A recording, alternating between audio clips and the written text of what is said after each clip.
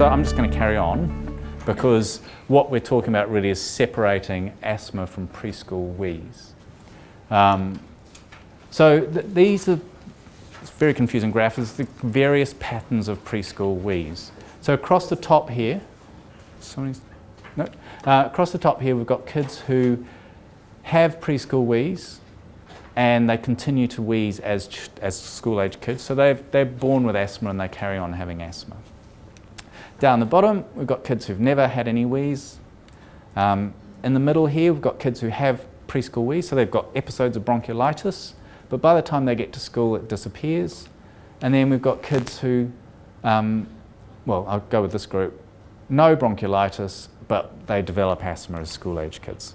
Okay, and you've got these kids in between, and they're probably kids who didn't go to daycare, so they didn't catch bronchiolitis early, but they got bronchiolitis late when they finally went to school and met other kids. So they get their preschool wheeze late, but then it disappears.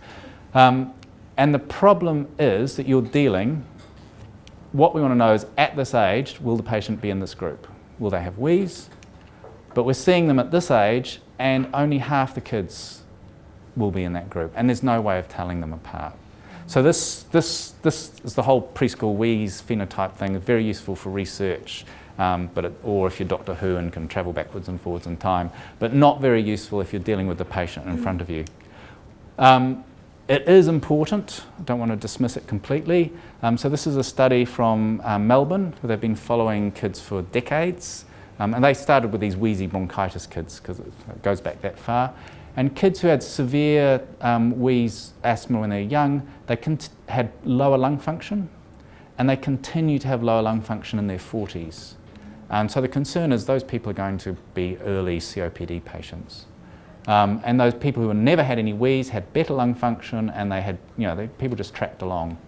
And these people had a bit of preschool wheeze maybe, but these were the normal school-age asthmas, and you can see they've got slightly lower lung function. So people with bad asthma are kind of born that way. And this concern is we've now got this definition of COPD, which is an FEV1 over FVC ratio of 70%, and we're all gradually heading towards that. So if we all lived to 120, we'd all eventually get COPD. But you can see those people in the red line who had severe asthma when they were young, they're getting there faster and earlier. So they're going to have COPD earlier if you just use this very simple definition of COPD. And if they start smoking, they're in big trouble, because they're really going to drop down there. So this is important. So preschool wheeze is different from adult asthma. It's different inflammatory type. It's not eosinophilic. It's generally they have no inflammation when they're well, and then they have neutrophilic inflammation when they've got a virus, as opposed to eosinophilic inflammation. And that includes those who have subsequent asthma. And there's different management, and as I said before, not all preschoolers with wheeze go on to have asthma. So why might a young child wheeze? So you've got a child with wheeze, and they've either had a viral illness or some sort of irritant like dust. And the way I think about it is either they're born with small airways, they're one of these people who are kind of born with narrow airways, or they're born with this inflammatory phenotype. And you can get small airways from maternal smoking in utero, ex-premature infants, or just bad luck, just like shoe size. Some people are born with smaller airways. And then if you get a nasty virus, then you get wheeze. You can have an inflammatory phenotype if you've had a recent viral illness, and I want to just highlight that little point because I come back to that. Ongoing smoke exposure, or if you're an asthmatic, so you're all set up to have this inflammatory type. And so it's kind of one or the other or both. This combination leads to these episodes of preschool wheeze. And these people, if they don't have ongoing inflammation, hopefully they will be the group that have preschool wheeze and then don't have wheeze when they're older. There are two main groups for preschool wheezes. There are those who wheeze only when they've got a viral illness, and they have no persisting inflammation between illnesses, which means that any sort of anti-inflammatory treatment's a waste of time because there's no inflammation to treat. And there are then those who have symptoms between exacerbations, and we call those either persistent wheezes or multi-trigger wheezes. I don't think we've come up with a good word yet. But they're important because they do have inflammation, and so there is something to treat. And the unfortunate thing is you can switch between groups. And I think that is where that recent viral illness is important. So you can have a bad cold and you're set up for a few months of inflammation which gradually settles down. And during that time, you've got wheeze and cough and a limitation in your exercise capacity which interferes with your quality of life and predisposes you to another bad episode and ending up back in hospital. And I think the recommendation because of that is that when we treat preschoolers with inhaled steroids, we do it for 3 months and then we stop. And then if symptoms come back with the multi-trigger persistent wheeze, then you start the treatment again.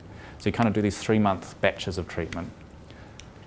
The helpful key features for separating these groups are either just some sort of questions about what we call the interval symptoms. So those are the symptoms in the intervals between exacerbations. So those can be your GINA questionnaires or your asthma control questionnaires. Response to therapy is really helpful. And a little bit, do they have eczema or hay fever, and do they have a family history of atopy? So they're more likely to be in that persistent inflammation group. Red flags, I think these are the same as we've already seen, daily or constant symptoms. So just remember, when we're thinking about asthma, we have to make sure all along that it's not something else. So either persistent wheezing or daily cough, or these symptoms of chronic disease, failure to thrive, digital clubbing, or chest wall deformity. So these are the questions I ask, which are almost the same as an asthma control test. So in a usual week, how many days per week do you have wheeze? And remember, I then ask what do they mean by wheeze? How often do you use the blue inhaler? How often does your child wake up at night with wheeze or cough? And it's just important to remember it's waking at night, not just having wheeze or cough at night, because a lot of kids with asthma do wheeze or cough, but when we're worried about diagnosing poor control, it's actually waking at night. Can they run around as much as their friends, or do they have to sit down and rest? And how many emergency GP or ED or hospital visits, or how many courses of prednisone in the last 12 months? Because they can report everything's fine, but they're getting prednisone every 6 weeks, in which case they're not controlled. Why are these important? I think the first thing is all the recent literature has shown that inhaled corticosteroids in children do suppress growth. We've gone along several decades saying they don't, but actually they do. And so there's evidence of harm from inhaled corticosteroids. It's worth it. I think that's important as well because it's better than being in ICU. But it means that these steroids are being systemically absorbed, the children are getting side effects. We're measuring loss of growth, but there's also other stuff going on we need to be aware of. So we don't want to give these medicines to children who don't need them. In preschoolers, the inhaled steroids control that interval inflammation. So they control the multi-trigger wheeze, those symptoms. Unfortunately, they don't suppress the exacerbations. So only multi-trigger wheeze will respond, which if you think about an adult with mild asthma who has PRN salbutamol and not ongoing steroids, it's the same, really. It's the same sort of idea. We're just pitching it slightly differently. So we want to avoid harm, but we want to treat those who will benefit because it's going to improve their quality of life. So preventive management, if they're only getting episodic wheeze, Montelukast is really good. I'd probably be my first choice now. And I'll come to the funding of that because that's changed a lot over the last couple of years. For those with multi-trigger wheeze, I think an inhaled corticosteroid's most appropriate. And again, it's just for 3 months and then you stop it because they might not need it. They might have switched between groups in that time. Or it's become summer, or there's seasonal effects as well. And if you're on the inhaled corticosteroid and you've got ongoing exacerbations, then I'd add the Montelukast, which is kind of what we're more familiar with the funding model. Just a little bit about Montelukast. I thought this was a good place to put this in. So Montelukast has been funded for a while, but the uptake of its use hasn't been as much as we'd expected. It's an anti-inflammatory drug, and the important thing for me is that we're used to dealing with these steroids up here or non-steroidal anti-inflammatory drugs, which are right at the top of the inflammatory cascade and suppress a lot of stuff, whereas Montelukast is right down here. It's acting on a receptor, so it's not doing much. Advantage are it's actually really cheap. It's a small, chewable, tasty tablet. It's basically a cherry or blackcurrant flavoured lolly. Big advantage for me is that it treats hay fever as well as the asthma. So a lot of my patients have both bad asthma and bad hay fever, and I've got them on Flixitide for their asthma. I'm really cautious about adding another steroid for their nose. So it's much better for me to be able to add Montelukast to treat both. It's effective in young kids where inhaled corticosteroids are often not. And compliance with inhalers is really poor. It's about 20 to 25%, whereas compliance with oral medications in general is much better. It's more like 60%. So it's actually quite a big advantage. And in randomised trials, Montelukast had the same rate of side effects as placebo, which is great. Post randomised trials, there's been some concerns with sleep disturbance and behavioural disturbance. And actually, I tried to do a randomised trial in Montelukast, and it was totally unblinded because the parents knew immediately which group the parents, because all the kids got sore tummies or behavioural problems on the drug, which is weird because of the previous randomised trials. But never mind. On average, it's not quite as good as an inhaled steroid. So generally, an inhaled steroid, or for hay fever, a nasal steroid would be your first choice because it's going to be slightly better. That's pretty consistent across multiple randomised trials. There is a theoretical risk of something called Churg-Strauss. So that's a systemic eosinophilic disease. And what happens is if you start someone on Montelukast, you stop their systemic steroids and you unmask this horrible autoimmune problem.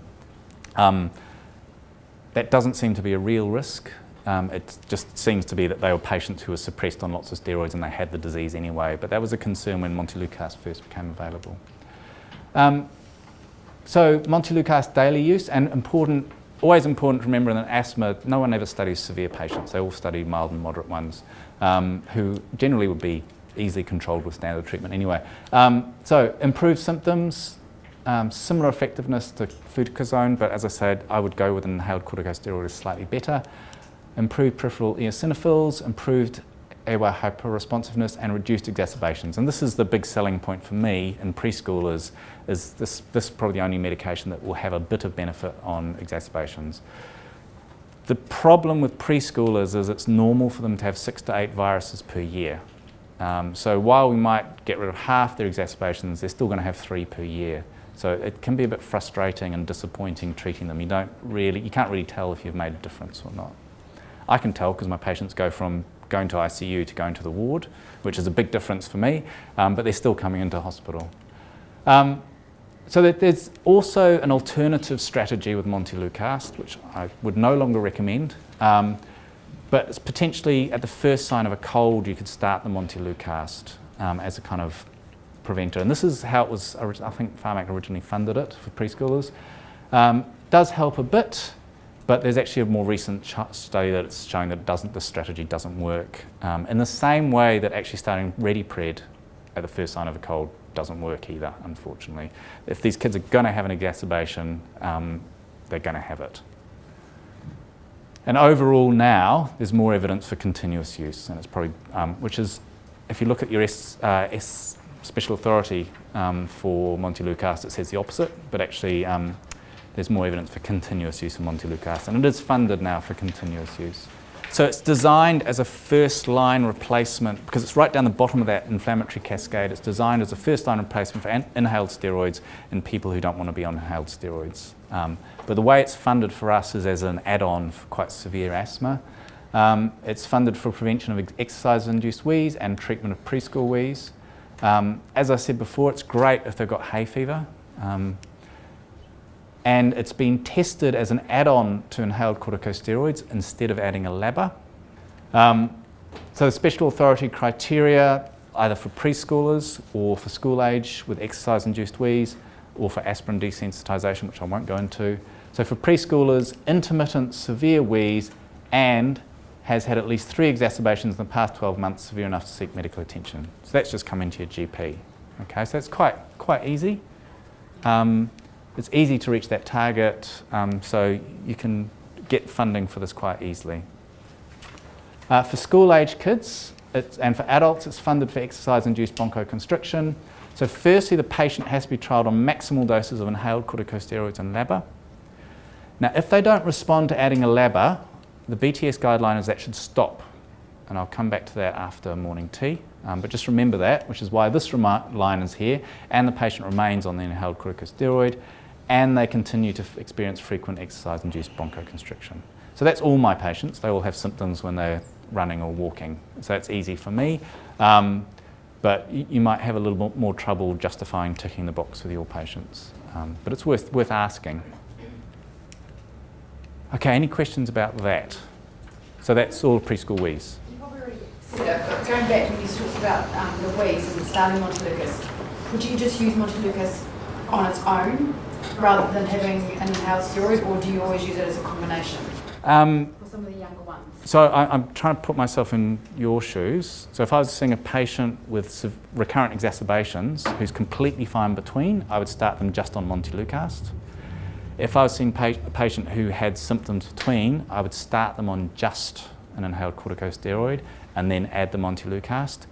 My patients, unfortunately, they're all coming into hospital or coming to ICU, and to be honest, they're all on inhaled corticosteroids before I even meet them. So I'm usually adding the Montelukast to the inhaled corticosteroid. But I think for primary care, I'd be starting just the Montelukast on its own. Can I just ask David, how many people will do that automatically? Because I wonder how much of that information is out there that should be starting with these preschools and on Montelukast. I don't think, I'm aware Montelukast is very underprescribed in New Zealand, and I think there's a big historical thing with the funding. Montelukast had a difficult history in getting funded here, and I think people are just still very slow to realise that it's funded now and it's available. How many would be routinely put in, like David said?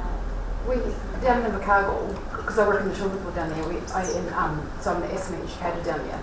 I have a lot of clients on combination of Montelukast and inhaled steroids. We have also had a couple of preschoolers, so sort of 2-year-olds, that have been started on Montelukast when they've come into the ward as a trial to see, because the consultant's reason for it was because she didn't think that the 2-year-old would tolerate having inhaled steroids every day, like with the crying and fighting and things like that. So she started them on that, which has been quite effective, and the kids do take it really easily. I've had good success, or good control, except for a couple that have had quite bad side effects with it, with increased anxiety levels, like I said, sleep disturbances, really bad nightmares. And so the parents actually chose to struggle with their asthma and take her off the Montelukast and just have the inhaled steroids, then have the child like that. So I've had really good success. Yeah, just I've been using Montelukast in very young kids as well, but I crushed the tablet because for kids under 2, there's a risk of aspirating a tablet, so you just got to be careful in those circumstances. The question I was going to ask was the slide you showed us about the incidence of hospitalisation being higher in Maori and Pacific Island people. If you did the same graph for poverty, would it be the same, or is there something that's genetically different? It's the same, but not as bad. Right. So being Maori and Pacific Island is worse than being poverty. I could chip into the Healthy Lungs study. Some of the results from the Healthy Lungs study are really disappointing. The Healthy Lungs study took 400 children, randomised them to intervention, intensive primary care, plus all the social support, and mostly, these kids were mostly Maori and Pacific Island, plus, the control group was usual primary care, and we found more bronchiectasis in the intervention group, so, it's really what's going on.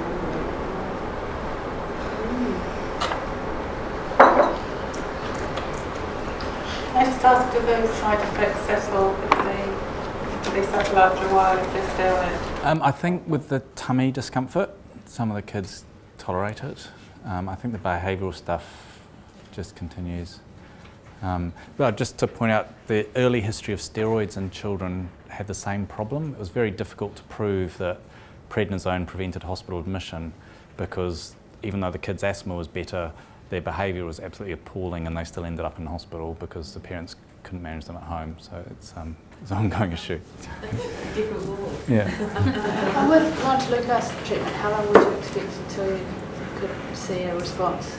Well, theoretically, because you can actually use it if you're going to go for a jog, you can pop a Montelukast tablet an hour before, so it's fairly rapidly working. But in this case, we're kind of trying to prevent exacerbations, so you kind of got to wait 6 weeks to see when they catch their next cold whether it helps. But if they've got interval symptoms, which I've seen it work brilliantly for as well, so it is an alternative for that, you should see a difference the next day.